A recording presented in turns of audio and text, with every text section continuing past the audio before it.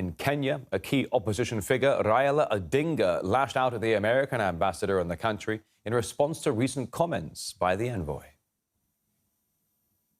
Tell the rogue ambassador Kenya is not the United States. Kenya is not a colony of the United States. Mind your mouth while you are here. Otherwise, we'll call for your recall back to your country.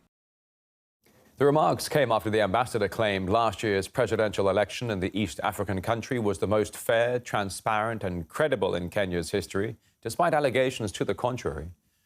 The result, which handed the presidency to William Ruto, was hotly disputed by the opposition, which demanded a revote. Odinga, who was the country's former prime minister, has claimed the election was rigged. And recently, more than 400 civil organizations sent a letter to President Ruto warning about US and other Western influence in the country. The statement focused on companies lobbying for their own interests ahead of an African climate summit in the Kenyan capital. And politician Ken Babu believes the former prime minister was right to address the issue of external interference in the country. It's quite clear that the United States of America has got so much influence on matters Kenya. And also the political side of Kenya, of Kenya and the government on how things are running.